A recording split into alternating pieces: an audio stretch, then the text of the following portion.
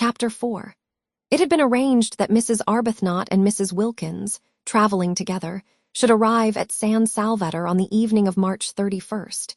The owner, who told them how to get there, appreciated their disinclination to begin their time in it on April 1st, and Lady Caroline and Mrs. Fisher, as yet unacquainted and therefore under no obligations to bore each other on the journey, for only towards the end would they find out by a process of sifting who they were to arrive on the morning of April 2nd. In this way, everything would be got nicely ready for the two who seemed, in spite of the equality of the sharing, yet to have something about them of guests. There were disagreeable incidents towards the end of March, when Mrs. Wilkins, her heart in her mouth and her face a mixture of guilt, terror, and determination, told her husband that she had been invited to Italy, and he declined to believe it. Of course he declined to believe it. Nobody had ever invited his wife to Italy before. There was no precedent. He required proofs. The only proof was Mrs. Arbuthnot and Mrs. Wilkins had produced her, but after what entreaties, what passionate persuading. Mrs. Arbuthnot had not imagined she would have to face Mr. Wilkins and say things to him that were short of the truth, and it brought home to her what she had for some time suspected, that she was slipping more and more away from God. Indeed, the whole of March was filled with unpleasant, anxious moments. It was an uneasy month. Mrs. Arbuthnot's conscience, made supersensitive by years of pampering, could not reconcile what she was doing with its own high standard of what was right. It gave her little peace. It nudged her at her prayers. It punctuated her entreaties for divine guidance with disconcerting questions, such as, "Are you not a hypocrite? Do you really mean that? Would you not, frankly, be disappointed if that prayer were granted?" The prolonged wet, raw weather was on the side too of her conscience, producing far more sickness than usual among the poor. They had bronchitis, they had fevers. There was no end to the distress, and here she was going off, spending precious money on going off, simply and solely to be happy. One woman being happy, and these piteous multitudes. She was unable to look the vicar in the face. He did not know, nobody knew, what she was going to do, and from the very beginning she was unable to look anybody in the face. She excused herself from making speeches appealing for money. How could she stand up and ask people for money when she herself was spending so much on her own selfish pleasure? Nor did it help her or quiet her that, having actually told Frederick, in her desire to make up for what she was squandering, that she would be grateful if he would let her have some money, he instantly gave her a check for £100. He asked no questions. She was scarlet. He looked at her a moment and then looked away. It was a relief to Frederick that she should take some money.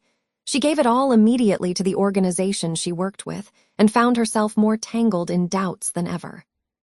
Mrs. Wilkins, on the contrary, had no doubts. She was quite certain that it was a most proper thing to have a holiday, and altogether right and beautiful to spend one's own hard-collected savings on being happy. "Think how much nicer we shall be when we come back," she said to Mrs. Arbuthnot, encouraging that pale lady. No, Mrs. Wilkins had no doubts, but she had fears, and March was for her too an anxious month with the unconscious Mr.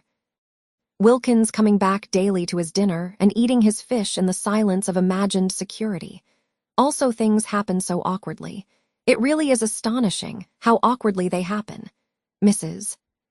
Wilkins, who was very careful all this month to give Mellersh only the food he liked, buying it and hovering over its cooking with a zeal more than common, succeeded so well that Mellersh was pleased, definitely pleased. So much pleased that he began to think that he might, after all, have married the right wife instead of, as he had frequently suspected, the wrong one. The result was that on the third Sunday in the month, Mrs. Wilkins had made up her trembling mind that on the fourth Sunday, there being 5 in that March, and it being on the 5th of them that she and Mrs. Arbuthnot were to start, she would tell Mellersh of her invitation.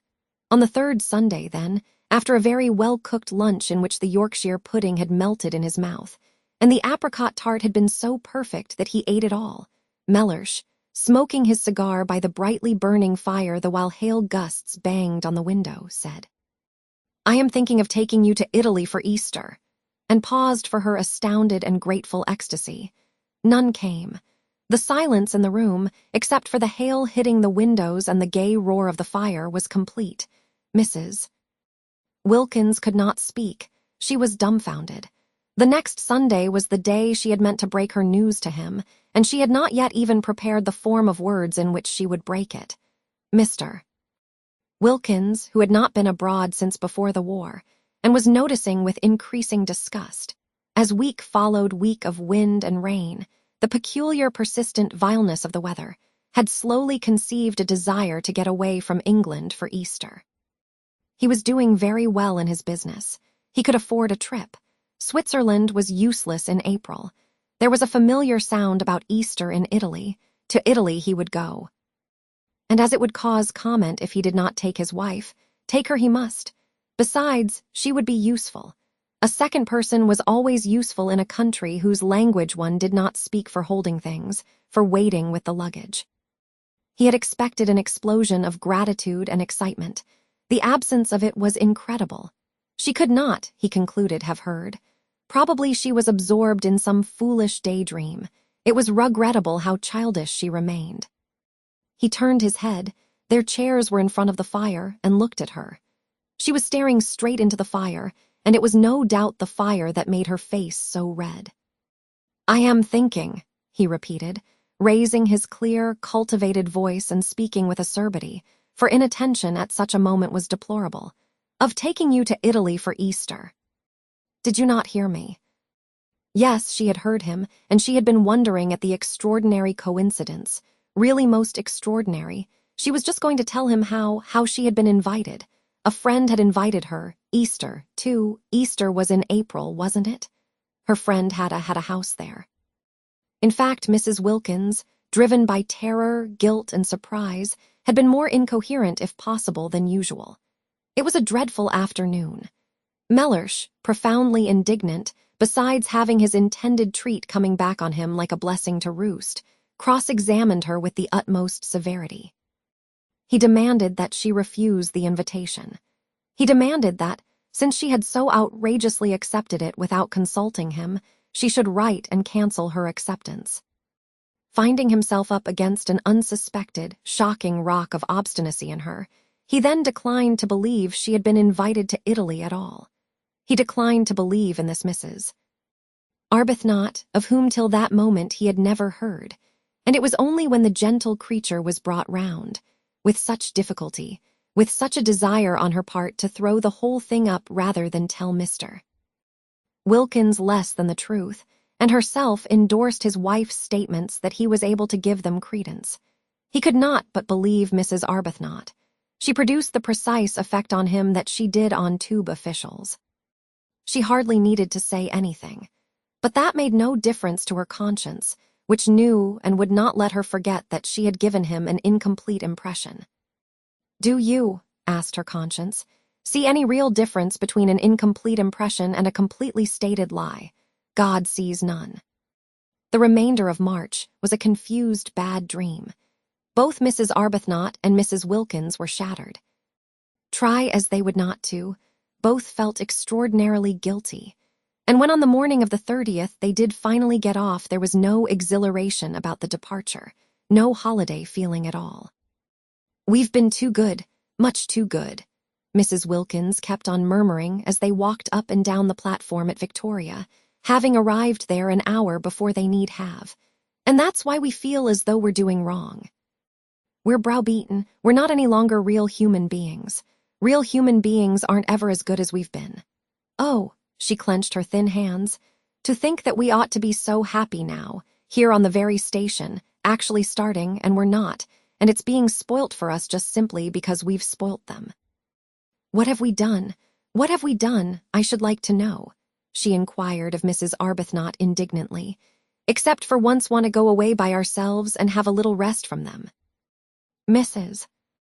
Arbuthnot, patiently pacing, did not ask who she meant by them, because she knew. Mrs. Wilkins meant their husbands, persisting in her assumption that Frederick was as indignant as Mellersh over the departure of his wife, whereas Frederick did not even know his wife had gone. Mrs. Arbuthnot, always silent about him, had said nothing of this to Mrs. Wilkins. Frederick went too deep into her heart for her to talk about him. He was having an extra bout of work finishing another of those dreadful books, and had been away practically continually the last few weeks, and was away when she left. Why should she tell him beforehand? Sure as she so miserably was that he would have no objection to anything she did, she merely wrote him a note and put it on the hall table ready for him if and when he should come home. She said she was going for a month's holiday as she needed a rest, and she had not had one for so long, and that Gladys, the efficient parlor maid, had orders to see to his comforts. She did not say where she was going. There was no reason why she should. He would not be interested, he would not care. The day was wretched, blustering, and wet. The crossing was atrocious, and they were very sick. But after having been very sick, just to arrive at Calais and not be sick was happiness, and it was there that the real splendor of what they were doing first began to warm their benumbed spirits. It got hold of Mrs. Wilkins first, and spread from her like a rose-colored flame over her pale companion. Mellersh at Calais, where they restored themselves with soles because of Mrs. Wilkins' desire to eat a sole Mellersh wasn't having. Mellersh at Calais had already begun to dwindle and seem less important. None of the French porters knew him. Not a single official at Calais cared a fig for Mellersh. In Paris there was no time to think of him because their train was late and they only just caught the Turin train at the Gare de Lyon. And by the afternoon of the next day when they got into Italy, England, Frederick, Mellersh, the vicar, the poor, Hampstead, the club, Shoolbred, everybody and everything, the whole inflamed sore dreariness, had faded to the dimness of a dream.